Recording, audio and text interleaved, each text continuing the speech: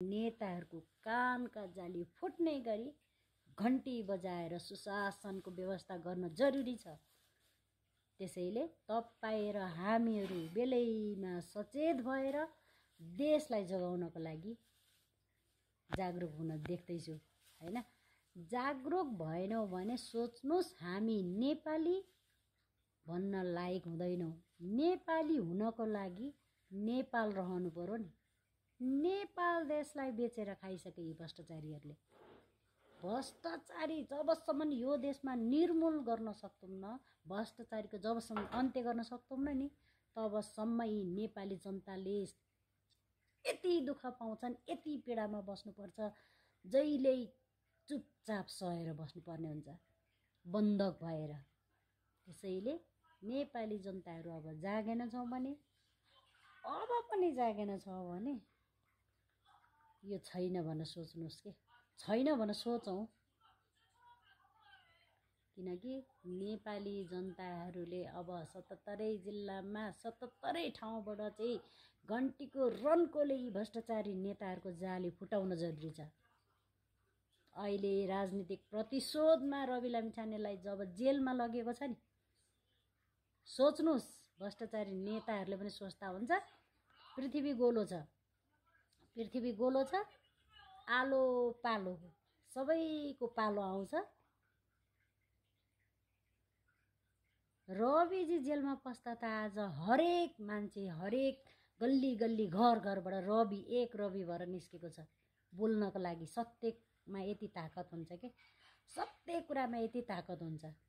तर तिमीहरू भ्रष्टाचारीहरू जेलमा पस्दाखेरि को बोल्छन्?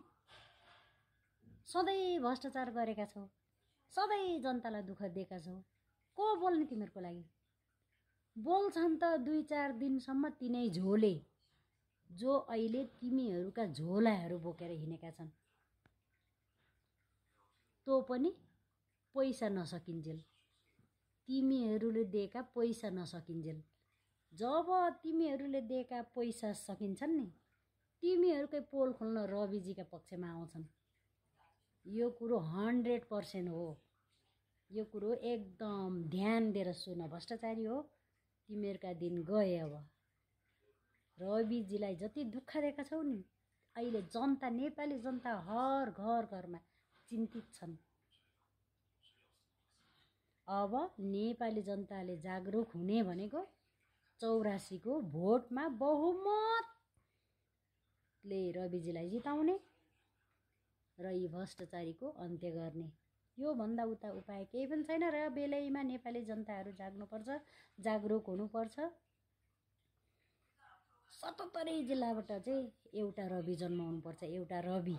यदि तपाईहरू सुशासनको व्यवस्था चाहनुहुन्छ भने 77 जिल्लाबाट चाहिँ अब एउटा हरेक जिल्ला जिल्लामा एक रवि, हरेक टोल टोलमा, हरेक घर घरमा एक रवि जन्मिन जरुरी छ। एक रवि जन्मिनु भनेको तपाईँ हाम्रो सोच रविजीको जस्तो हुनु पर्यो, रविजीको सोचमा मिल्नु पर्यो र यी भ्रष्टाचारीको अन्त्य गर्न जरुरी छ। आज हेर्नुहोस् त रविजीले नखाएको बिख खानु परेको छ। रविजी आज जेलमा बस्नुको कारण के हो? के यिनीहरूले पत्तो लगाएर के कारण? आजसम्म कारण भेटिएको छैन रविजी जेलमा बस्ने। हरेक जनताको प्रश्न छ यी भ्रष्टाचारी नेताहरूलाई। भोलि तिम्रो पनि पालो आउँछ। आज हामी नेपाली जनता रविजीको लागि हो, गल्ती छ भने भन, रविजीलाई पनि हामी गाली गर्छौँ। रविजीलाई यिनै तिमीहरूलाई प्रहार गरेका शब्द रविजीलाई झन् ठुलो ठुलो स्वरमा प्रहार गर्छौँ। तर रविजीको गल्ती छैन भने किन जेलमा अहिलेसम्म थुनियो? यो हरेक जनताको प्रश्न दिमागमा चलिरहेको छ। भ्रष्टाचार नेताहरूले आफ्नो लुकाएका फाइलहरू खोलिन्छन् भनेपछि रविलाई लगेर थुनेको कुरो सारा जनतालाई थाहा छ। त्यसैले भ्रष्टाचारी नेता हो, कहिले पनि रविलाई हराउन सक्दैन।